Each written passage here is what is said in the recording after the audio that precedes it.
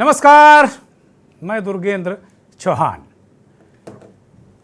बंगलुरु में विपक्ष की जो बैठक है वो एक तरीके से खत्म हो गई और 2024 की चुनावी जंग के लिए 26 विपक्षी दलों के नेताओं ने 24 की सियासत पर मंथन किया। कुल मिलाकर इस बैठक से निकला इनके गठबंधन का नाम, जिसे इंडिया नाम दिया गया। नेशनल जो पहले यूपीए था, एक तरीके से यूपीए को अब एक तरीके से यूपीए का वजूद खत्म हो गया और नया गठबंधन विपक्षी दलों का बना है, जिसे इंडिया कहा, Indian national developmental inclusive alliance. और इस यह नाम का प्रस्ताव राहुल गांधी ने किया, बाकी विपक्षी दलों के नेताओं ने इसका समर्थन किया। बंगलुरु की बैठक 17 और 18 को पहले से तय थी, लेकिन एनडीए पटना की बैठक के बाद जिस तरीके से भारतीय जनता पार्टी ने एनसीपी के बड़े नेताओं को अपने पाले में किया, अजीत पवार को अपने पाले में किया, और उसे ऐसा लग रहा था कि एक पटना की बैठक से एक संदेश जा रहा है जो बीजेपी के लिए मुश्किल संदेश है। इसके बाद से बीजेपी ने एनडीए का कुनबा बढ़ाने के लिए कवायद की। राजभर को लेकर आए, जीतन राम मांझी को लेकर आए, उपेंद्र कुशवाहा बिहार से पहले से ही हैं, दारा सिंह चौहान को उत्तर प्रदेश से लेकर आए, छोटी बड़ी बहुत सारी पार्टियां लेकर आए। जब विपक्ष ने दावा किया कि उसके साथ 24 पार्टियां हैं, तो एनडीए ने कहा हम 30 हैं, और जब उन्होंने कहा 26 है तो उन्होंने कहा हम 38 हैं। देश की सियासत से जुड़ी आज 2 बड़ी बैठकें हुई। जैसा कि हमने आपको बताया, एक बंगलौर में तकरीबन 2000 किलोमीटर दिल्ली से दूर, लेकिन संधान दिल्ली ही था, और दूसरी बैठक दिल्ली में हुई, जिसे नेशनल डेमोक्रेटिक अलायंस, राष्ट्रीय जनतांत्रिक गठबंधन एनडीए की बैठक प्रधानमंत्री नरेंद्र मोदी के अध्यक्षता में हुई। इसमें चिराग पासवान, जो पासवान जी की एलजेपी लोक जनशक्ति पार्टी, पासवान रामविलास के अध्यक्ष हैं, 2 भागों में पार्टी बांट चुकी है, वो भी आज बैठक में पहुंचे। चिराग पासवान और नरेंद्र मोदी के पैर छूकर उनके गले लगे। पिछले दिनों जब उनको बंगला खाली करना पड़ा था तो बहुत सारी बातें उन्होंने कही थी, लेकिन वो भी एनडीए में आ गए हैं। तो इस तरीके के दलों को, छोटे छोटे दलों को बीजेपी लेकर एक बड़ा मिशन लेकर चली है, और 11 राज्यों में जिस विपक्ष की सरकार है, 6 पूर्व मुख्यमंत्री जिस बैठक में आज शामिल हुए, वो बंगलुरु की बैठक है, और उस मोर्चे का नाम है इंडिया। तो सीधे सीधे अब 2024 का मुकाबला एनडीए वर्सेस इंडिया हो गया है। अगर देखें तो लगातार आज पूरे दिन दोनों दलों का शक्ति प्रदर्शन देखने को मिला, लेकिन जाहिर तौर पर अगर इसका हम विश्लेषण नहीं करेंगे इस कार्यक्रम में कि जो विपक्षी दलों की बंगलौर में बैठक हुई थी उसमें कुछ एनर्जी ज़्यादा थी, हो सकता है अति उत्साह हो, लेकिन एनर्जी ज़्यादा दिख रही थी। और शाम को जो दिल्ली में एनडीए की बैठक हुई उसमें वो एनर्जी देखने को नहीं मिली। हालांकि उन दलों से, जीतन राम मांझी या जो 1-2 साउथ के दल थे, उनसे प्रधानमंत्री का स्वागत कराया गया, ये संदेश देने के लिए कि महादलित, महापिछड़े अभी एनडीए के साथ में हैं। लेकिन विपक्ष ने यह निशाना साधा कि किस एनडीए के साथ में है। एनडीए तो शिवसेना, जेडीयू, बादल, अकाली दल, इन सबको, टीडीपी, इनको मिलाकर ये एनडीए था। कौन सा एनडीए?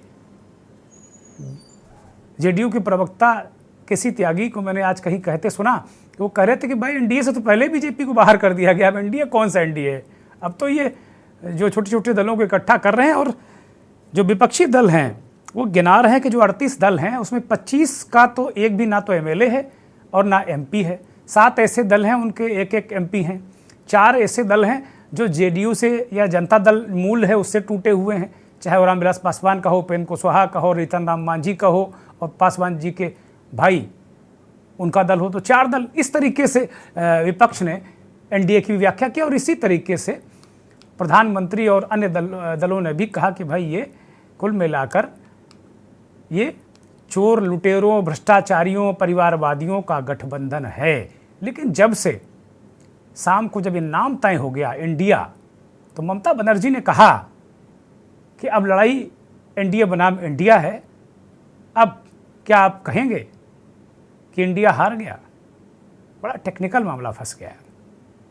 हालांकि हमारे चैनल वाले भाइयों ने अलग अलग हाइफन और बिंदियां लगाना शुरू कर दिया है इंडिया में। मैंने अभी पिछले 8-10 सालों के अंदर ऐसा कभी नहीं देखा। इन चैनल वाले भाइयों ने ही, जैसे एनडीए को भी लिखना चाहिए तो एनडीए, तो सारी वर्तनी तोड़ रखी थी, लेकिन अचानक जैसे ही आज नाम इंडिया हुआ तो वर्तनी याद आ गई सबको। एक वरिष्ठ महिला पत्रकार कह रही थी कथित इंडिया। मुझे नहीं लगता कि ये कथित शब्द के मायने भी उन्हें पता होंगे। बहुत संभल कर बोलना चाहिए, और कहीं भी किसी के बारे में भी, क्योंकि ये कोई हम पाकिस्तान के राजनीतिक दलों की चर्चा नहीं कर रहे हैं। दोनों राष्ट्रवादी हैं, दोनों भारतीय जनता पार्टी का गठबंधन हो, एनडीए हो चाहे इंडिया हो, जिसमें देश की विपक्षी पार्टियों के गठबंधन हैं। तो कुल मिला के पूरी तरीके से अब चौसर बिस्ती दिख रही है, और बेंगलुरु बैठक में यह तय हो गया कि नाम तय हो गया, प्रोग्राम तय हो गया, और उद्धव ठाकरे ने कहा कि अगली बैठक मुंबई में होगी। उन्होंने एक फिल्मी डायलॉग भी कहा कि जैसे मैं हूँ ना, किसी फिल्म का उन्होंने जिक्र किया है, मुझे पता नहीं कौन सी फिल्म है, तो उन्होंने कहा हम हैं ना, जनता के लिए कहा हम हैं ना। और उन्होंने मुंबई में अगली बैठक का ऐलान किया। चेहरे का सवाल जब पत्रकारों से किया गया, पत्रकारों ने जब चेहरे का सवाल किया तो खड़गे ने कहा कि अभी 11 सदस्यीय समिति बनेगी, वो संयोजक तय करेगी, और चेहरा हम सब हैं।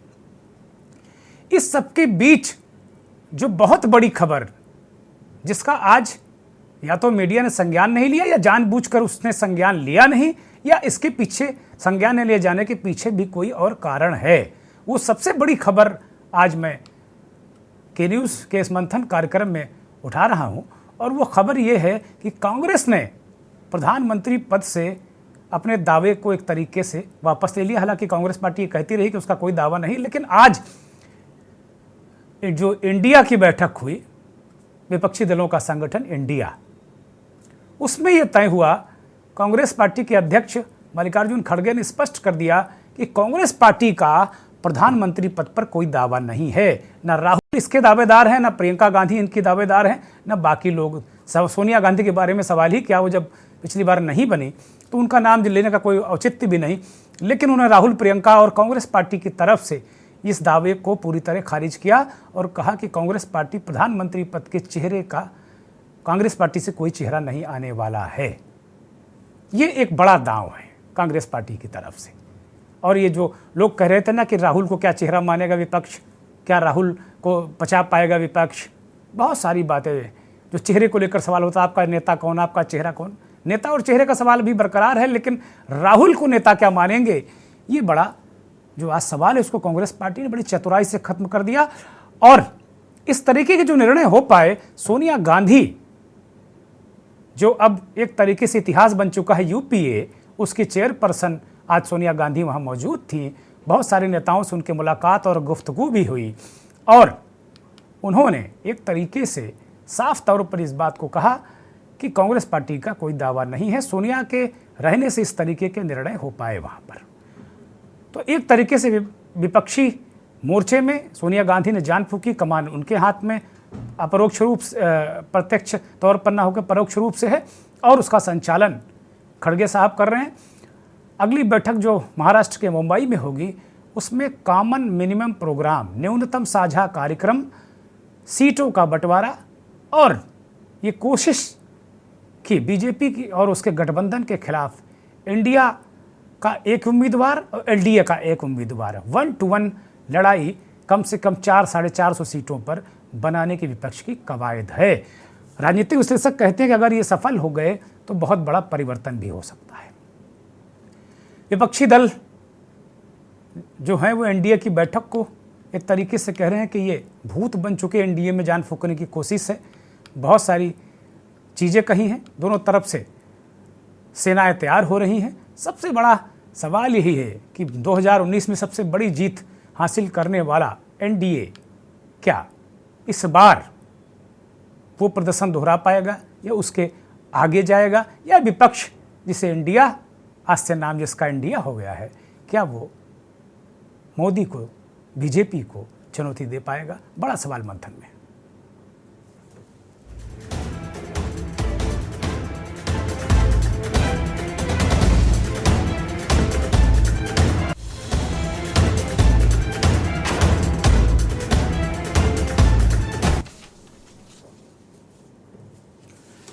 तो बेंगलुरु की बैठक बड़ी महत्वपूर्ण 2 दिनों तक बैठक चली, बहुत सारा कवायद हुई, बहुत सारी चीज़ें हुई और कुल मिलाकर अगर देखा जाए तो चाहे फारूक अब्दुल्ला की पार्टी के लोग हों, उमर अब्दुल्ला साहब थे, महबूबा मुफ्ती साहिबा थी, ममता बनर्जी ने एक बड़ा महत्वपूर्ण जो परिवर्तन देखने को मिला। जो ममता बनर्जी कहती थी कि राहुल गांधी को अगर विपक्ष अपना चेहरा बनाएगा तो मोदी के लिए लड़ाई बड़ी आसान हो जाएगी, वो ममता बनर्जी ने आज कहा कि राहुल गांधी उनके फेवरेट हैं। देखिए किस तरीके से ग्रह बदलते हैं इंसान के। पप्पू से फेवरेट तक का सफ़र आप जान सकते होंगे। राहुल गांधी खुद इसको बड़ी बात जानते हैं कितना दर्द और कितना कष्ट भरा रहा हो। ममता बनर्जी जो कतई स्वीकार नहीं करने को तैयार थी, वो कह रहे राहुल गांधी उनके फेवरेट हैं। और उद्धव ठाकरे के लिए कहा कि मैं उनको पूर्व मुख्यमंत्री मानती नहीं, वो अभी भी मुख्यमंत्री हैं, उनकी सरकार लुट गई है। विपक्ष के हौसले बुलंद हैं और वो आर पार की लड़ाई लड़ने को तैयार हैं। आज जितने विपक्षी नेताओं के, चाहे अखिलेश यादव हों, उत्तर प्रदेश के पूर्व मुख्यमंत्री, उत्तर प्रदेश की सबसे बड़ी विपक्षी दल के नेता, समाजवादी पार्टी के नेता अखिलेश यादव हों, चाहे जयंत चौधरी हों, चाहे जितने बड़े विपक्षी नेता हों, चाहे हेमंत सोरेन साहब हों, सारे नेताओं के जो बयानात थे वो कांग्रेस के आधिकारिक ट्विटर हैंडल से ट्वीट किए गए थे। तो आज ही से कांग्रेस पार्टी ने ये सबको अपने में समाहित करने का संदेश और संकेत दे दिया।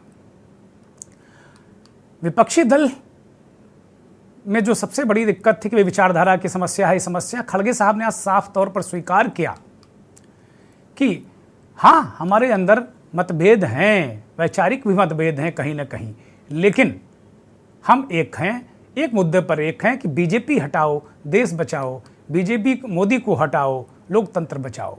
इस मुद्दे पर बहुत सारे नेताओं ने एकजुटता, एक मतता दिखाई है और बहुत सारे जो इफ बट किंतु परंतु थे उनका जवाब देने की कोशिश की है खुली प्रेस कॉन्फ्रेंस में। और इस प्रेस कॉन्फ्रेंस में अरविंद केजरीवाल को भी खासी तवज्जो दी गई।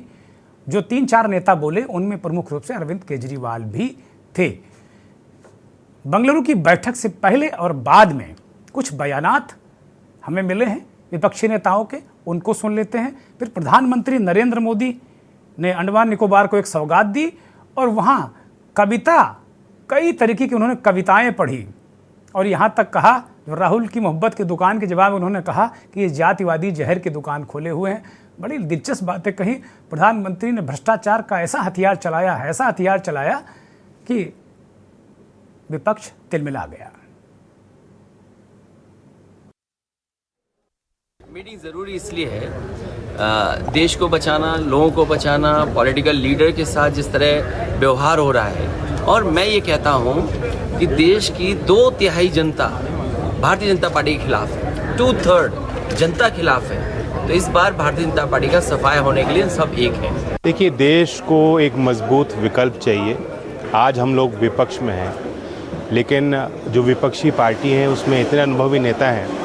अगर आज हम तय करें, साथ में काम करें, जनता के मुद्दों को साथ लेकर चलें, जनता के बीच जाएं, संघर्ष करें, कोई कारण नहीं है कि 2024 में एक पलटी मिलेगी और एक अच्छी सरकार जो जन सहयोगी कार्य करे, संविधान को माने, देश के सबसे गरीब और कमज़ोर वर्गों को मुख्यधारा में लाने के लिए काम करे, ऐसी सरकार हमें मिल सकती है। ये मीटिंग ज़रूरी क्यों है? ज़रूरी है देश के लिए, देश को बचाना है, डेमोक्रेसी को, इसलिए हर हालत में देश के किसान, मजदूर, नौजवान, माइनॉरिटी सबकी रक्षा करना है। नरेंद्र मोदी के शासन में बिल्कुल समूचा समाप्त हो चुका है।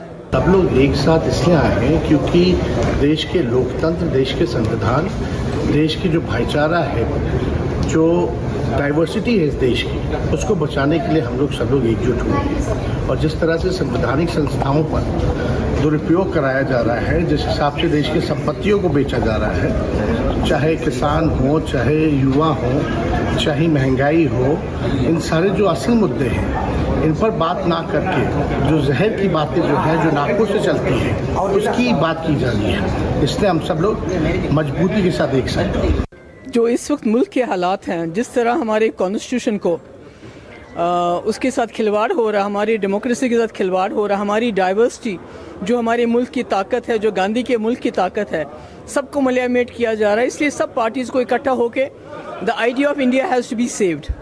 वर्तमान सरकार के द्वारा जो देश में हालात बनाई गई है, उसी को लेकर आज ये एक बैठक है, उस पर discussion. Our alliance will be called the All People Have Agreed to have one name for the alliance. Earlier we worked with UPA. Now with all 26 parties, a new name is given, that is Indian National Developmental Inclusive Alliance, that is INDIL,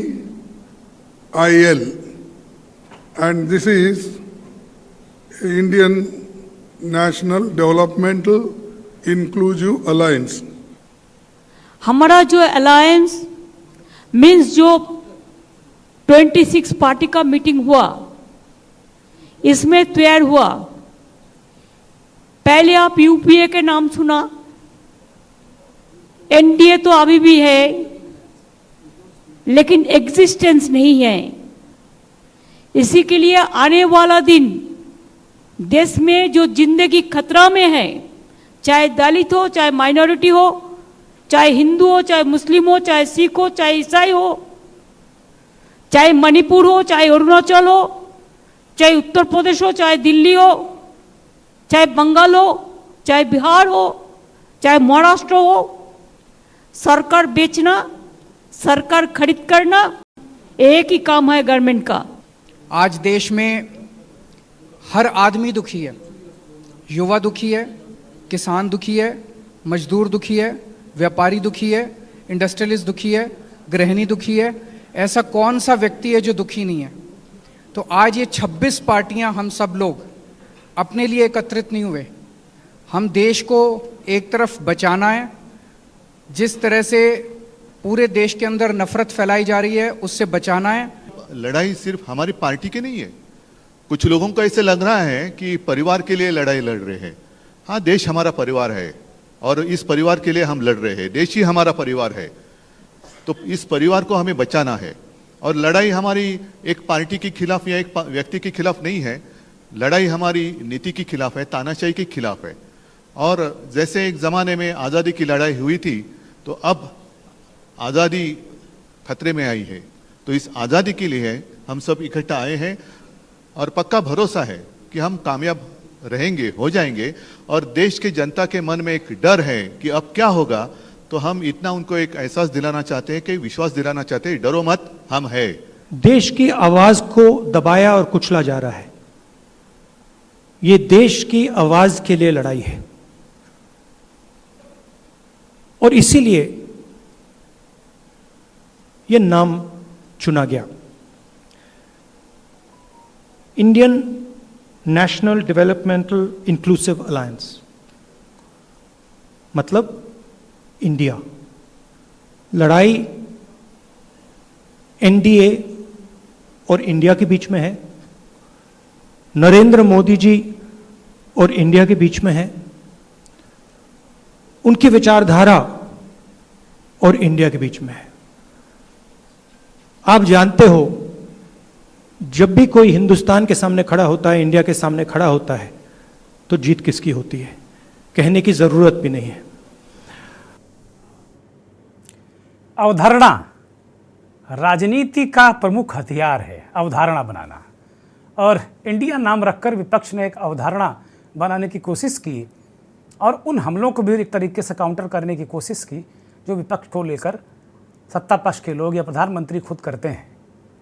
वो कह रहे हैं कि भाई, जब India के खिलाफ कोई खड़ा होता है तो नतीजा क्या होता है, इंडिया जीतता है। एक परसेप्शन, एक अवधारणा की राजनीति। लेकिन बेंगलुरु बैठक जब चल ही रही थी तो प्रधानमंत्री ने एक अंडमान निकोबार के लिए एक कार्यक्रम में उन्होंने क्या कहा, और बल्कि मैं बता ही देता हूं क्या कहा। उन्होंने बहुत तीखे हमले किए, बहुत सारी जो तीर हैं अपने तरकस से छोड़े। उन्हें जरा सुनिए।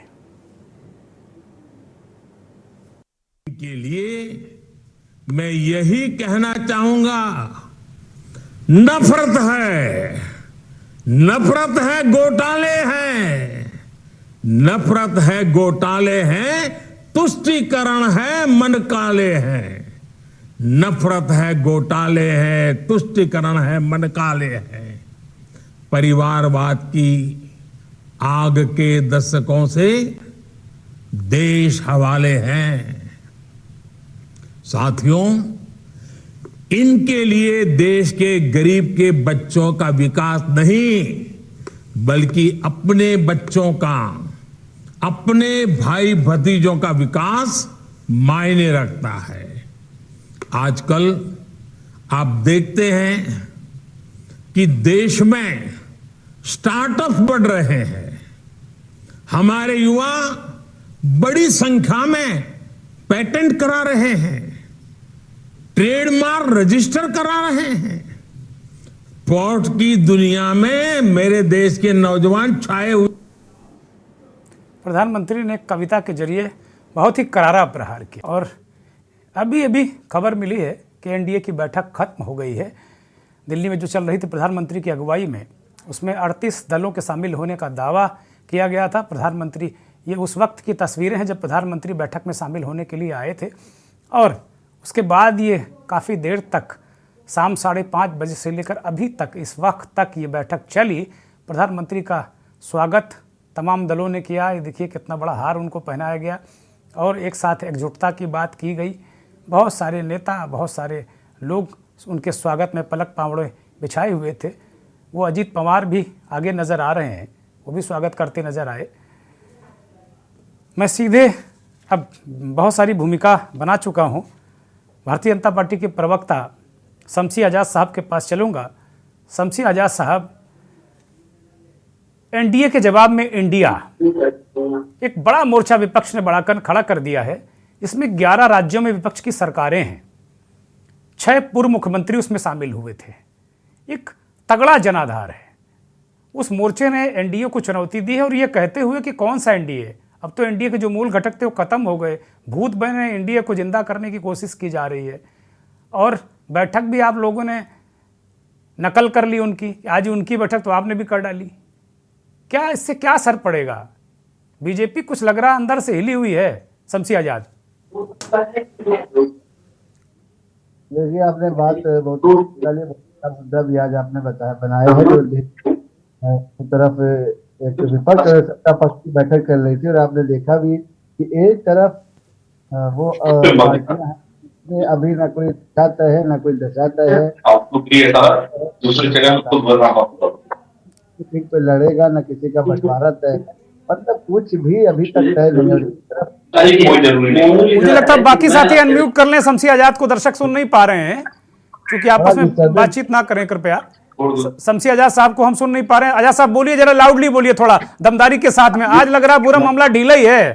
ये अरुण यादव मुस्कुरा रहे हैं, अरुणेश यादव ज्यादा, और कीर्तिनिधि भी मुस्कुरा रहे हैं, लेकिन आपका मामला कुछ ढीला ही लग रहा है। बड़ा हमको एनडीए की बैठक में बड़ा सन्नाटा लगा था, बड़ा पीस एकदम पीछे चल रहे थे लोग, और यहाँ बिल्कुल खिले हुए थे, लहरा के, चाहे लालू यादव हो चाहे जौन जितने लोग हो दिख रहे हैं। तो जरा यहाँ स्क्रीन पर तो खिले रहिए महाराज। यादव हो, चाहे वो अखिलेश यादव हो, चाहे वो नीतीश कुमार हो, चाहे वो सोनिया गांधी हो, राहुल, जो भी विपक्ष हो, ममता बनर्जी, केजरीवाल और मान जी और महबूबा मुफ्ती, जितने लोग भी थे, तो इन सब लोगों को अपना वजूद बचाना, इन सब लोगों को अपना वर्चस्व दिखाना, इन सब लोगों को अपनी उपस्थिति दर्ज कराना कि राजनीति में भी ये जिंदा है, कि वो लोग हैं जो दिखलाना चाहते हैं कि 2024 में अपनी दुकान सजाना। आप देखते हैं ना कि मेला सरकारें हैं उनकी, कैसी बात कर रहे हैं आप? केजरीवाल की 2 सरकारें हैं, कांग्रेस की 4 सरकारें हैं, अरे वो वजूद थोड़ी, वो जिंदा है भाई। आप उनको कैसे हल कैसे आंच सकते हैं? बोलिए। 24 का चुनाव है, जो इसमें जो पार्टियां लड़ रही हैं वो कहाँ पर हैं? आप उनका परसेंटेज निकाल लें, आप उनकी सीट निकाल लें। 24 में कितनी सीटें पिछली बार थी और आने वाले चुनाव में भी आप तो आपने जब झंडे गाड़ दिए थे तो कहाँ कोई बचेगा? तो उससे तुलना करना तो बेमानी है। आप जब सुपरस्टार हो गए, 303 सीटें अकेले जीत ली आपने, तो फिर क्या बचा उसमें? यही तो मैं कह रहा हूँ। तो आप कह रहे 2 राज्य में, तो लोकसभा चुनाव की बात कर रहा हूँ ना। चलिए, आप ये हमको बताइए जल्दी से, चूंकि काफी समय बयानवान सुनाने में निकल गया, बाकी हमारे सारे लोग और भी इंतजार कर रहे हैं। इस जो इंडिया बना है, इंडिया, इसका कैसे काउंटर करेंगे? बड़ी मुश्किलें आएंगी, बोलने में भी दिक्कत आएगी आपको। नहीं, मुश्किलें करने की जरूरत ही नहीं। इनके लिए तो आज इंडिया बना हुआ है, क्योंकि इन लोगों ने हमेशा इंडिया को इंडिया समझा ही नहीं, भारत को भारत समझा नहीं। अब ये लोगों के ऊपर जो है अपनी पार्टी बचाना, अपनी साख बचाना, अपनी राजनीति बचाना, अपनी जमीन बचाना है, तब इनको इंडिया याद आ रहा है। तो आज इन्होंने दिखलाया कि हमारे अंदर भी राष्ट्र प्रेम है, हमारे अंदर भी देश का प्रेम है, तब इन्होंने इंडिया बनाया। इसके पहले तो ये लोग लगता है इंडिया शब्द जानते ही नहीं थे। आज इन्होंने इंडिया सहारा लिया, क्योंकि भारत की जनता। ठीक है शमसी भाई, मैं अरुणोष यादव के पास जाता हूं। डॉक्टर साहब, प्रधानमंत्री ने एक कविता पढ़ के बिल्कुल भिगो के, अब तब तक इंडिया नहीं बना था, जब तक उन्होंने भिगोया था तब तक ये विपक्ष था।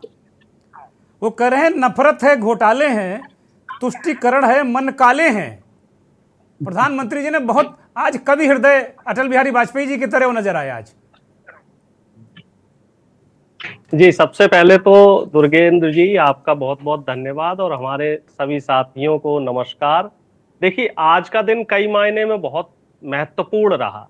जैसे बीजेपी हमेशा आरोप प्रत्यारोप लगाती रहती थी, आक्षेप करती रहती थी कि विपक्षी एकजुटता नहीं बनेगी। आज आप सब लोगों ने देखा कि विपक्षी एकजुटता ना सिर्फ बनी, बल्कि इस तरीके की विपक्षी एकजुटता बनी कि बीजेपी और बीजेपी के जो साथ के घटक दल है, वो सब चिंता की उनके चेहरे पे लकीरें आई। इवन प्रधानमंत्री जी तक को इस तरह के आरोप लगाने पड़े। और ये नहीं इनको भूलना चाहिए माननीय मोदी जी को कि वो देश के प्रधानमंत्री हैं। उनको इस तरह अरुणेश जी, आपको रोक रहा हूं। प्रधानमंत्री एनडीए की बैठक के बाद क्या बोल रहे हैं, जरा उनको सुन लेते हैं, तब चर्चा करते हैं। बड़ा महत्वपूर्ण है उनको सुनना। लेकर चलने मार्गदर्शन कर रहे हैं। ये मॉडल हमारे सबका साथ, सबका विकास का है। और जब मैं सबका विकास कहता हूं तो इस जॉर्ज फर्नांडिस जी हो, रामविलास पासवान जी हो, अजीत सिंह जी हो, शरद यादव जी हो, सभी ने अपनी अपनी तरह से एनडीए को मजबूती देने का काम किया। आज प्रकाश सिंह बादल जी और बाला साहब ठाकरे जी के सच्चे अनुयायी भी हमारे बीच में हैं। हाल में ही एनडीए के गठन के 25 साल पूरे हुए हैं। ये 25 वर्ष देश की प्रगति को गति देने और क्षेत्रीय आकांक्षाओं को पूरा करने के रहे हैं। यानी राज्यों के विकास से राष्ट्र का विकास, इस मंत्र को एनडीए ने निरंतर सशक्त किया है। इस यात्रा में जो पुराने साथी रहे हैं, मैं उनका तहे दिल से अभिनंदन करता हूं। भविष्य की यात्रा के लिए जो नए साथी आए हैं, मैं उनका हृदय से स्वागत करता हूं। साथियों, एनडीए के 25 वर्षों की यात्रा के साथ एक और सुखद संयोग जुड़ा है। ये वो समय है जब हमारा देश आने वाले 25 वर्षों में एक बड़े लक्ष्य की प्राप्ति के लिए कदम बढ़ा रहा है। ये लक्ष्य विकसित भारत का है, आत्मनिर्भर भारत का है। कोटि कोटि भारतीय आज नए संकल्पों की ऊर्जा से भरे हुए हैं। इस महत्वपूर्ण कालखंड में एनडीए की बहुत बड़ी भूमिका है। एक तरह से ये नई ऊर्जा से भरी हुई त्रिशक्ति है। एन से न्यू इंडिया के लिए, डी से डेवलप्ड नेशन के लिए, ए से aspiration of people and region के लिए।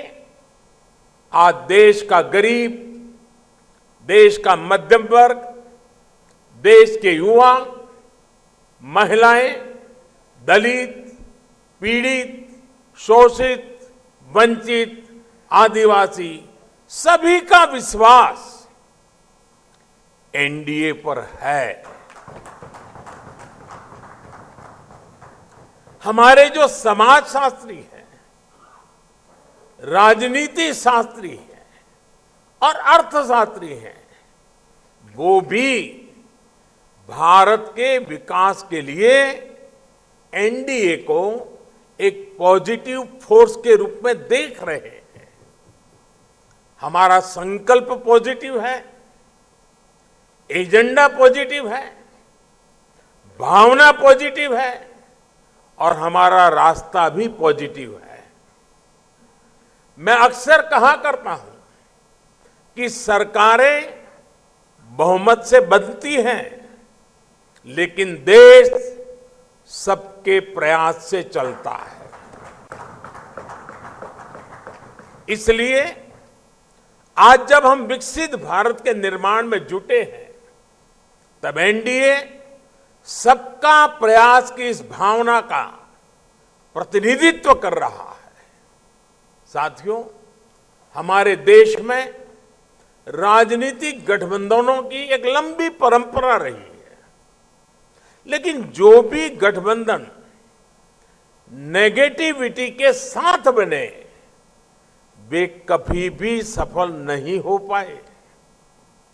कांग्रेस ने 90 के दशक में देश में अस्थिरता लाने के लिए गठबंधनों का इस्तेमाल किया।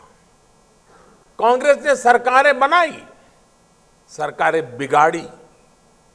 इसी दौर में 1998 में एनडीए का गठन हुआ था। लेकिन एनडीए क्यों बना? क्या तब सिर्फ सरकार बनाना या सत्ता हासिल करना ही एनडीए का लक्ष्य था?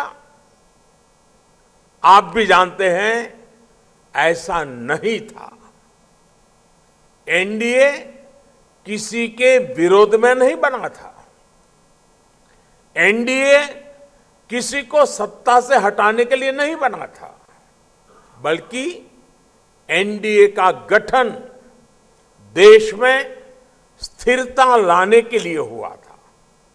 और जब देश में स्थिर सरकार होती है, तो देश वो फैसले करता है जो कालजयी होते हैं, देश की दिशा बदलने वाले होते हैं। प्रधानमंत्री ने एनडीए की नए तरीके से परिभाषा भी बताई। उन्होंने कहा किस तरह development, new generation, new India, development aspiration, NDA की नई उन्होंने परिभाषा भी बताई। और कहा कि जब से 98 से एनडीए का गठबंधन बना है, तब से वो सरकारें बनाने या सरकारें केवल गिराने के लिए नहीं रहा। जबकि कांग्रेस पार्टी ने देश में अस्थिरता लाई, बहुत सारी चीज़ें हुई। आज सुबह से लगातार प्रधानमंत्री आक्रामक हैं। कांग्रेस को लगातार उन्होंने निशाने पे लेकर रखा है। अभी कुछ साथी कह रहे थे कि नहीं हर बार, बीजेपी के एक साथी भी थोड़ी देर पहले हमसे कह रहे थे कि नहीं, हर बार जब संसद का सत्र होता है, जो कि 20 तारीख से संसद का सत्र है, तो उससे पहले एनडीए की बैठक होती है। लेकिन मैंने कभी नहीं देखा कि इस तरह प्रधानमंत्री एनडीए की बैठक को संबोधित कर रहे हों और बाकायदे टीवी में ये सब चल रहा हो। मैंने नहीं देखा फिलहाल हाल में। सीधे मैं अरुणेश यादव के पास चलता हूँ। अरुणेश यादव जी, आप अपनी बात को कंप्लीट करिए। और दूसरी जो महत्वपूर्ण बात है कि इस बीच हमारे साथ एक मेहमान और जुड़ी हैं, जेडीयू की भारती मेहता जी। और माफ़ कीजिएगा, मैं सीधे मेहमानों के पास आ गया, मैं परिचय कराना भूल गया। इस देश के जाने माने वरिष्ठ संपादक, पत्रकार, राजनीतिक विश्लेषक आलोक भदौरिया जी जुड़े हैं। कीर्तनिधि पांडे, समाजवादी पार्टी के वरिष्ठ नेता, और बिहार से हमारे साथ बहुत ही वरिष्ठ पत्रकार संपादक कौशलेन जी जुड़े हैं। अब मैं सीधे अरुणेश यादव को, मैं कीर्तनिधि भाई आऊँगा आपके पास 1 मिनट में बस। जी, तो अरुण मैं जी ये कह रहा कंप्लीट था, करिए जल्दी जी से। जी जी जी जी, मैं ये कहना चाह रहा था कि चलिए एक अच्छी पहल है प्रधानमंत्री जी को और बीजेपी को एनडीए याद तो आया, जहां एक बार आपको भी ध्यान होगा कि बिहार में जो रैली हो रही थी वहां नड्डा साहब ये कह रहे थे कि साहब आने वाले समय में जो छोटे छोटे क्षेत्रीय दल है वो खत्म हो जाएंगे और एक ही पार्टी रहेगी, वो रहेगी बीजेपी। और आज आपने देखा कि 38 दलों को लेके बीजेपी को बैठना पड़ा, मजबूर होना पड़ा, विवश होना पड़ा। तो ये हमारा जो गठबंधन बन रहा है इंडिया, ये उसकी ताकत है। और हमारा जो प्रोग्राम था ये पहले से शेड्यूल था, ये 23 जून से शेड्यूल था कि 17 और 18 तारीख को बंगलौर में बैठक होगी। उसी की देखा देखी में आनन फानन में बीजेपी ने एक ये बैठक उसका जवाब दे दीजिए ना। कांग्रेस पे बड़ा गंभीर आरोप लगा रहे हैं, वो कह रहे हैं कि भैया कांग्रेस पार्टी सरकारें गिराने के लिए सरकारों का जो क्षेत्रीय दलों का अपने गठबंधन के साथियों का इस्तेमाल करती रही हो भारत की राजनीति को अस्थिर करने के लिए, और एनडीए पे बड़ी जिम्मेदारी है। एनडीए एक तरीके से अब अगले 25 साल का विजन लेकर आया, बहुत सारी बातें वो कर रहे हैं, बड़ी गंभीर बातें कर रहे हैं प्रधानमंत्री। देखिए पिछले 5 साल प्रधानमंत्री जी ने नेहरू जी, गांधी जी और कांग्रेस को कोस कोस के ही निकाले कि साहब 70 साल ये गड़बड़ रही, वो गड़बड़ रही, कांग्रेस ने ये गलत किया, नेहरू जी ने ये गलत किया, गांधी जी ने ये गलत किया।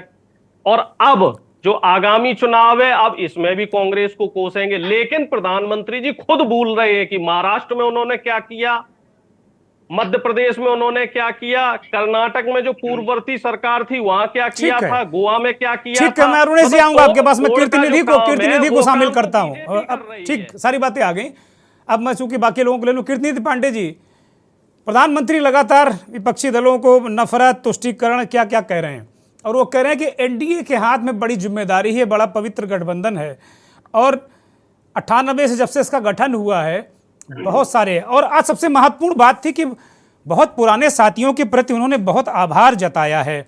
उसमें जॉर्ज फर्नांडीज साहब हैं, अजित सिंह साहब हैं, अब इस दुनिया में नहीं, फर्नांडीज साहब भी नहीं, शरद यादव साहब भी नहीं, पासवान साहब भी नहीं, बादल और ठाकरे के अनुयायी भी अब उनके साथ में हैं, जो असली वाले अनुयायी हैं। ये पूरे लोगों के प्रति उन्होंने एक श्रद्धा सुमन अर्पित किए हैं। तो ये तो अच्छी बात है कि भाई कोई बहुत बड़ा नेता अपने पुराने साथियों को याद कर रहा है, लेकिन पुराने साथी याद कब आते हैं, जरा ये भी बताइए। बोलिए कीर्तिनिधि, आपकी आवाज नहीं आ रही, अनम्यूट करिए। देश के माननीय प्रधानमंत्री जी जिस तरीके से अपना संबोधन कर रहे थे, जिस तरीके से इंडिया जो गठबंधन बना उस पर हमला कर रहे, माननीय प्रधानमंत्री जी भूल गए। कर रहे शिवसेना के जो प्रमुख रहे बाला साहब ठाकरे के असली अनुयायी कौन है? जो देश के गद्दार हैं महाराष्ट्र के अंदर। क्या एकनाथ शिंदे है असली अनुयायी? अगर असली अनुयायी का सवाल होता, क्या बाला साहब ठाकरे अपना दायित्व तो उद्धव साहब ठाकरे को देके जाते? और कह रहे कि असली अनुयायियों के हमारे साथ हैं। असली अनुयायी जो देश के सबसे बड़े महाराष्ट्र के अंदर सभा में देश के माननीय प्रधानमंत्री जी दुर्गेंद्र जी कहा कि 70,000 करोड़ के घोटाले का आरोपी एनसीपी, नेशनल करप्ट पार्टी, उसमें शरद पवार नहीं, अजित पवार दादा, छगन भुजबल दादा, प्रफुल्ल पटेल दादा, हसन मुश्रीफ दादा, ये जो 9 मंत्री बने हैं भारतीय जनता पार्टी के, ये सारे भ्रष्टाचारी इनके साथ। और जिस तरीके से असम के अंदर वाटर घोटाला बुकलेट जारी हुआ, उसमें हेमंत बिस्व शर्मा साहब आज भारतीय जनता पार्टी के साथ, नारायण राणे साहब महाराष्ट्र के अंदर लैंड घोटाला भारतीय जनता पार्टी के साथ, शुभेंदु अधिकारी बंगाल के अंदर सादा चिटफंड घोटाले के आरोपी, वो भारतीय जनता पार्टी के। भारतीय जनता पार्टी आजकल आज के डेट में इस बात की गारंटी है दुर्गेंद्र जी कि भ्रष्टाचार करो लेकिन हमारे साथ रहे, लूटो इस देश को लेकिन हमारे साथ रह के करो। लेकिन वो कह रहे हैं कीर्तिनिधि जी, ये सारी बातें ठीक है, आरोप प्रत्यारोप दोनों एक दूसरे के प्रति लगा भी रहे हैं, लेकिन महत्वपूर्ण बात यह है कि इसे उत्तर प्रदेश की बात करें, आपका दल सबसे बड़ा विपक्षी दल है। अब अभी तक ये हो रहा था कि भाई राहुल गांधी, कांग्रेस पार्टी ने दावा छोड़ दिया आज, अब ये हो रहा है भाई चेहरा कौन। अब वो कह रहे हैं समायोजन कैसे होगा, इनमें तो आपस में बड़ी लड़ाई है। उत्तर प्रदेश में कैसे लड़ेंगे भाई, बहुत बड़ा राज्य है। दुर्गेंद्र जी दुर्गेंद्र जी, समाजवादी पार्टी के राष्ट्रीय अध्यक्ष अखिलेश यादव जी का बहुत बड़ा दिन है और पहल करके 2019 में बहुजन समाज पार्टी के साथ हमने समझौता किया और हमने बराबर सीट भी दिया बहुजन समाज पार्टी। सवाल सीट का आज नहीं है, सवाल है उत्तर प्रदेश और देश को बचाने का। सवाल है इस देश को महंगाई से मुक्ति दिलाने का। सवाल है इस देश के अंदर बढ़ती बेरोजगारी से मुक्ति दिलाने का। सवाल है इस देश के अंदर जो किसानों की आय दुगनी नहीं कर पाई भारतीय जनता पार्टी सर, उससे मुक्त कराने का। सवाल है इस देश के अंदर जो बाबा साहब भीमराव अम्बेडकर का संविधान रहा, आरक्षण पिछड़े दलितों को मिला, जिसको भारतीय जनता पार्टी लगातार समाप्त करने की तरफ अग्रसर है, सरकारी संस्थानों का निजीकरण कर रही है, उसको बचाने का। सवाल यह है कि जिसको देश के माननीय प्रधानमंत्री जी कहते थे कि हवाई चप्पल वाला हवाई जहाज में यात्रा करेगा, उस एयरपोर्ट और एरोप्लेन को बेचने का सवाल है।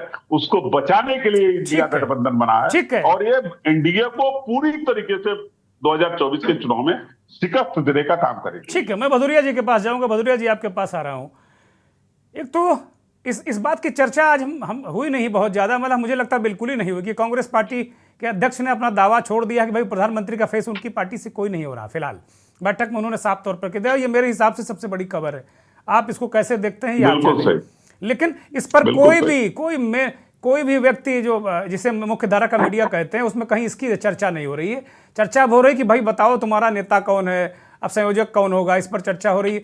और प्रधानमंत्री जी लगातार अभी बहुत सारी बातें कर रहे थे। सवाल दुर्गेंद्र जी यही है कि जो असली मुद्दा उसको देश की मीडिया चर्चा नहीं कर। कितनी जी आपके पास आ रहा हूं मैं, अभी लौटूंगा। आलोक जी से मेरा सवाल है। आलोक जी देखिए, धन्यवाद दुर्गेंद्र जी, आपका जो सवाल है बिल्कुल जायज है। उस पर चर्चा नहीं हो रही है और उसको घुमाया जा रहा है, ये बात भी सही है।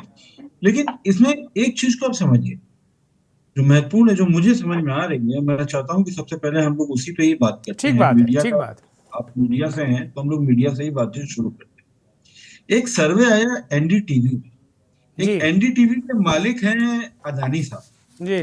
उसमें बताया गया कि सर्वे में 35,000 लोगों से उनकी मतलब ये राय शुमारी की गई। क्या निकला? 85% ने क्या कहा? हाँ भाई, ऐसा बदलाव की बात पे कैसे कह दी एनडीटीवी ने? एनडीटीवी तो गौतम अडानी का है। पहली बात, क्या वो निष्कर्ष को दाएं बाएं नहीं किया जा सकता? क्या आप ये जानते हैं? जानते हैं। लेकिन अब एक चीज है कि कैसे दिखाया, और दिखाया तो क्या उसमें कोई संशोधन नहीं किया? अगर संशोधन नहीं किया और अगर असलियत दिखा रहे हैं तो क्या आप ये समझ नहीं रहे कि ये देश की असलियत आ रही है, देश की हवा बता रही है कि कहाँ जा रही है? इसको भी थोड़ा सा हम और आगे ले चलते हैं थोड़ा सा। इसका मतलब कि क्या उद्योगपतियों का रुझान बदल रहा है? अभी जैसे आपने जो देखे, एक बात है, क्या उद्योगपति पॉलिटिकली करेक्ट होने की दिशा में आगे बढ़ चुके हैं? आपने बहुत ही अभी महत्वपूर्ण बात करी जब आपने विषय प्रवेश कराया, बहुत शानदार विषय प्रवेश था। उसमें यह था कि 11 राज्यों में सरकार है। क्या अदानी को भी उनका डर है कि उनमें क्या होगा? हिमाचल प्रदेश में आप देख ही चुके कि क्या हुआ। तो एक और सर्वे, थोड़ा सा एक और सर्वे में आइए, हम दूसरे सर्वे में चलते हैं। दूसरा सर्वे हुआ है साकाल का। साकाल का सर्वे बड़ा महत्वपूर्ण है। साकाल के सर्वे में जब एनसीपी की जब टूट नहीं हुई थी, अजित पवार जब वो शपथ लेने नहीं गए थे, तब भारतीय जनता पार्टी का वोट का प्रतिशत था 33, और जब एनसीपी के टूट के बाद में उसका प्रतिशत हो गया 26, यानी 7% की गिरावट। दो महत्वपूर्ण सर्वे ये आपको क्या दिखाते हैं? ये दिखाते हैं कि ये बदलाव चल रहा है, माहौल बदल रहा है। और क्या माहौल है? माहौल क्या है? माहौल ये है कि जो आपके खड़गे जी ने जो आज भाषण दिया, भाषण क्या है? भाषण की मैं केवल एक लाइन उठाता हूँ मीडिया से संबंधित। मीडिया शत्रुतापूर्ण व्यवहार कर रहा है विपक्ष के साथ। ये बड़ा महत्वपूर्ण है खड़गे जी की लाइन। यही लाइन, ऐसी ही लाइन आपके मतलब कांग्रेस के राहुल गांधी ने जब वो दिल्ली में पहुंचे थे अपनी भारत जोड़ो यात्रा के दौरान, तब भी उन्होंने यही बात कही जो सब जगह फैला दी गई। अब इसको लौट करके आइए, अब मैं आपके सवाल के जवाब में आऊँ। अभी मैं अभी उस मुद्दे पे नहीं जाता कि कौन नेता आएगा, उससे पहले एक बात और मैं कहना चाहूंगा। एक लड़ाई हुई थी भारतीय जनता पार्टी के, नरेंद्र मोदी साहब ने बहुत जबरदस्त लड़ाई लड़ी थी। वो लड़ाई की जमीन जो तैयार की गई थी, वो तैयार की गई थी कोयला घोटाला से, 2G घोटाला से। याद करिए, 2G वो घोटाला है जिसमें सीबीआई बैठी रही थी, वो पिंजरे का तोता, लेकिन तब भी कोई गवाही देने नहीं आया। क्या हुआ उसका? ठीक। अब आप नए में आ जाइए, नए में आइए कि आप अजित पवार जी के खिलाफ क्या आरोप लगाया जा रहा था जी एक हफ्ते पहले, और अब क्या हुआ? वही उनको एक बार फिर शपथ दिलाई गई थी रात में। आज एनडीए की बैठक में अजीत जी माला लेकर सबसे आगे थे प्रधानमंत्री के स्वागत में। नहीं, लेकिन हाँ, तो देश के सारे भ्रष्टाचारी माननीय प्रधानमंत्री के साथ है दुर्गेश जी। अब मैं आपके देश के सारे कीर्तनेश जी जरा आलोक जी को बोले दीजिए प्लीज, मेरे पास समय बहुत कम है, चूंकि आज काफी समय इधर उधर चला गया है। प्रधानमंत्री के कीर्तनेश जी आलोक जी को कंप्लीट करने दीजिए, कंप्लीट करने दीजिए उनको। मुझे ऐसा लगता है, अब जैसे मैं ये 38 पार्टियों की, 38 है ना पार्टी की, 36 है? नहीं 38 है। 38 पार्टी में से आप नॉर्थ ईस्ट की पार्टीज कितनी है? 9 जी। और 9 में से कुछ एक ऐसी हैं जिनका तो मतलब मुझे ढूंढना पड़ा कि उनको कितना वोट मिला, वो कब रजिस्टर्ड हुई। इनमें से कुछ पार्टी का तो मुझे पता भी नहीं। कांग्रेस वाले गिना रहे थे कि जो 25 दल हैं 38 में, इनका कोई एमपी नहीं है, 7 के एक एमपी हैं, और 4 पार्टियां वो हैं जो जनता दल से टूटी हैं। ये अभी कांग्रेस के कोई नेता गिना रहे थे, कहीं हम देख रहे थे। सही है। अब मैं तो नॉर्थ ईस्ट पे आता हूँ। नॉर्थ ईस्ट में कुल सांसद कितने? असम को थोड़ा सा किनारे रख करके बात करते हैं, है ना। असम एक बड़ा राज्य, उसको किनारे रखते हैं। जो पार्टियां हैं उनके टोटल सांसद के सीट कितनी उनके पास में? 4। क्या वो 6 हो जाएंगे? नहीं होंगे। क्या वो 8 हो जाएंगे? नहीं होंगे। तो आप नॉर्थ ईस्ट में क्या आप संख्या कैसे बढ़ाएंगे? नहीं बढ़ा। अब आप आ जाइए बिहार, आ जाइए बिहार से कितने पार्टियां हैं?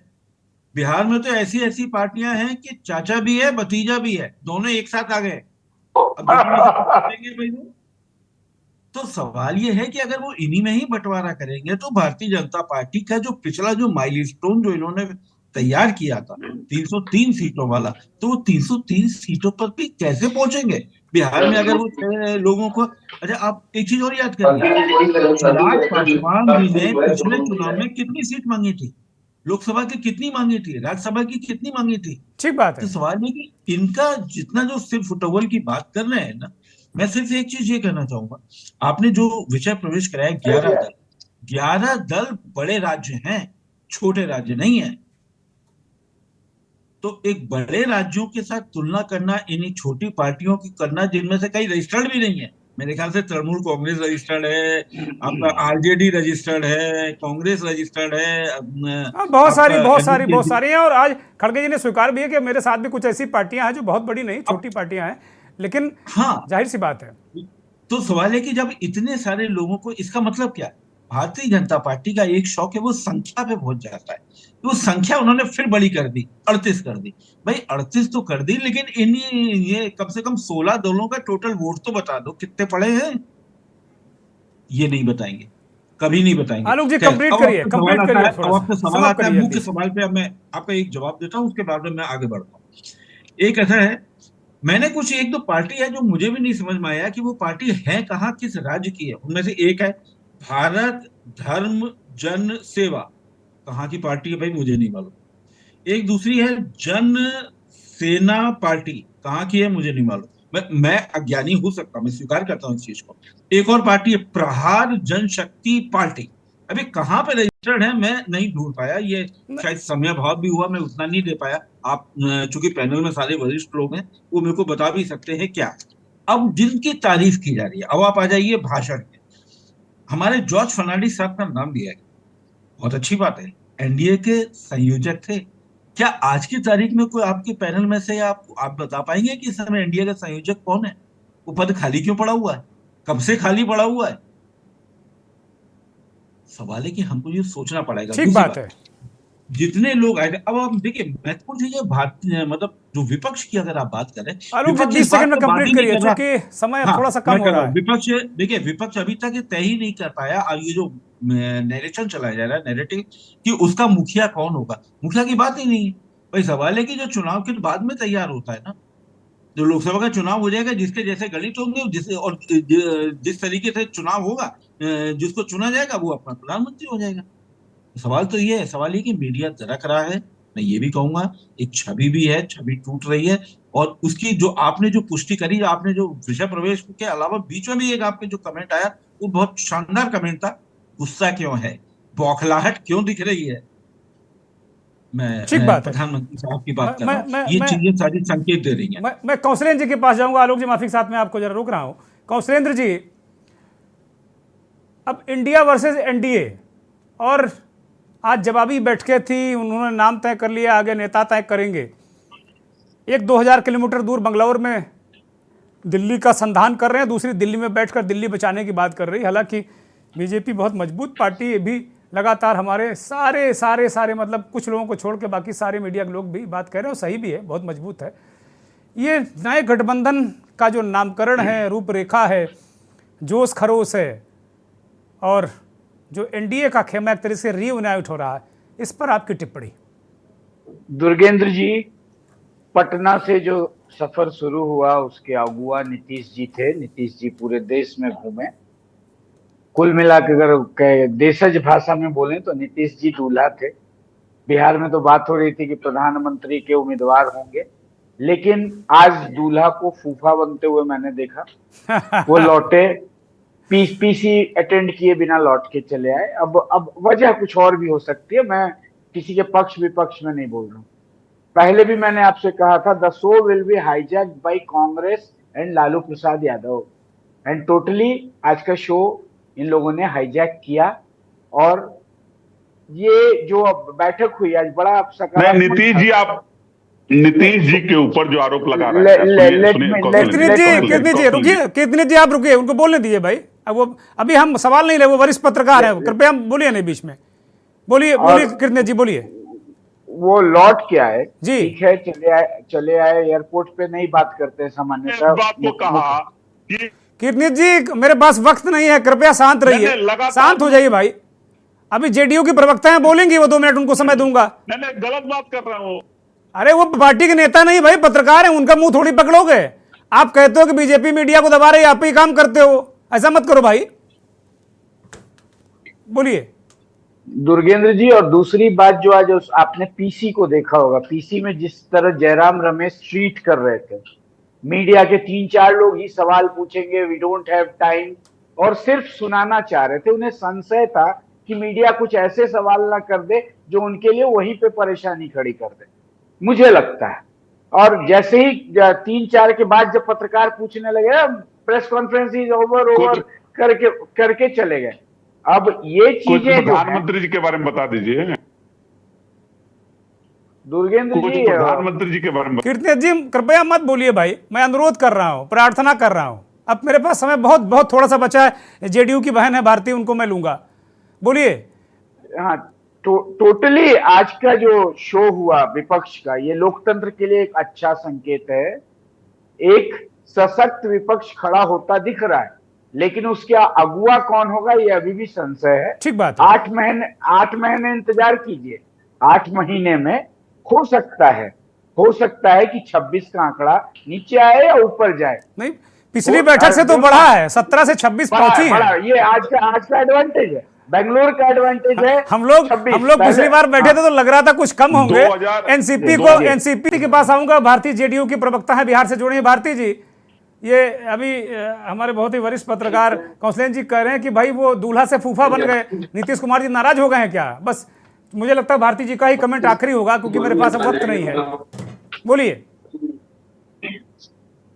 भारती जी, अनम्यूट करिए, हम सुन नहीं पा रहे हैं आपको।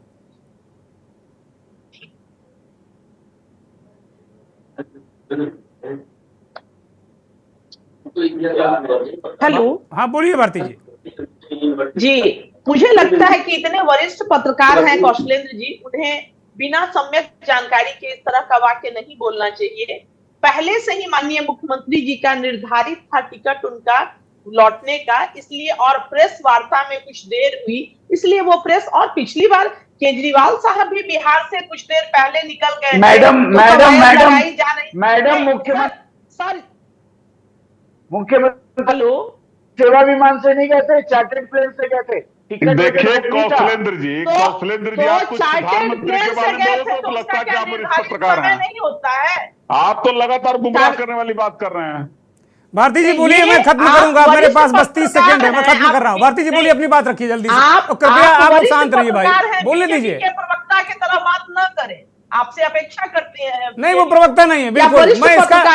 मैं इस बात का प्रमाण पत्र देता हूँ, वो प्रवक्ता बिल्कुल नहीं, वो दोनों लोगों के लिए चुटीली बातें करते हैं। ये दुखद है दुर्गेंद्र जी, हम 16 से 26 पर गए, वो आपको नहीं दिखता है पत्रकारों को। नहीं, मैंने कहा पत्रकारों को मत शामिल करिए। नहीं, आपने नहीं मैंने कहा ना कि 26 पर गए हो। तो और अपंजीकृत दर्जनों दल शामिल करके एनडीए दिखा रहे हैं, और आज एनडीए की भी याद आ गई इनको, प्रधानमंत्री महोदय को। तो ऐसी पार्टियों के नाम गिनाए जा रहे हैं जिनको किसी ने नहीं सुना, बड़े बड़े पत्रकारों ने नहीं सुना। भारती जी, बहुत कम शब्दों में ये बताइए कि एनडीए जो रीयूनाइट हो रहा है, क्या उसको लेकर आप लोगों में कोई चर्चा हो रही है, या क्या आप मोदी से या भारतीय जनता पार्टी का नेतृत्व वाला जो एनडीए है, क्या इंडिया उससे मुकाबला कर पाएगा क्या? निश्चित तौर पर मुकाबला की क्या बात है, निश्चित तौर पर, और मुकाबला के लिए हम तैयार हो रहे हैं, इसलिए सामने खड़े हैं निश्चित तौर पर। और आप एक चीज देखिए, भारत के प्रधानमंत्री बेरोजगारी, बदहाली, इन तमाम मुद्दों पे नहीं बोलते हैं, मगर आज बाकायदा आप लोगों को बुला के उन्होंने प्रेस को ब्रीफ किया कि ये विपक्षी एकता जो लगातार सुबह से, आखिर बौखलाहट नहीं है तो आदरणीय नरेंद्र मोदी की सुबह से विपक्षी एकता बेंगलोर में जो मीटिंग हो रही है उसमें क्यों बयान दे रहे हैं? निश्चित तौर पर कहीं न कहीं परेशानी। और अभी एनडीए की बैठक के बाद भी उन्होंने कहा कि कांग्रेस सरकारों और छोटे दलों को, क्षेत्रीय दलों को खिलौने के रूप में इस्तेमाल करती रही। अभी भी उन्होंने एनडीए की बैठक में फिर अभी हमला किया, उसके बाद भी कांग्रेस को ही निशाना साधा है। दुर्गेंद्र जी, उनके साथ छोटे दल बैठे तो वो पुण्य का काम, और हमारे साथ दल बैठे तो वो भानुमति का पिटारा। कितना मूर्ख समझते हैं। नहीं, वो कह रहे हैं नफरत है, घोटाले हैं, तुष्टिकरण है, मन काले हैं। आप लोगों के मन काले हैं भाई, घोटालेबाज हैं आप लोग। जी, एक मिनट। अजीत पवार और छगन भुजबल पे आदरणीय नरेंद्र मोदी ने 48 घंटे पहले कहा था कि 70,000 करोड़ का घोटाला है समाजवादी पार्टी में, एनसीपी में, और 48 घंटे बाद जब अजीत पवार जी की पार्टी अपने चाचा जी की पार्टी को तोड़ के 8 लोगों के साथ जाते हैं तो सारे पाप धुल गए, भ्रष्टाचार मुक्त। नहीं, उनके लिए उन्होंने कहा कि भाई प्रकाश सिंह बादल जी का जो एक आदमी आ गया है, और जो ठाकरे जी के असली वारिस शिंदे साहब आ गए, उन्होंने कहा ये लोग जो ओरिजिनल लोग थे वो आ गए, प्रधानमंत्री जी ने ये कहा है आज। और एनडीए के सारे दिग्गजों का नाम लिया, बड़ा अभिनंदन और आभार व्यक्त किया जो इस दुनिया में नहीं है, बहुत सारे जॉर्ज फर्नांडिस और तमाम लोग।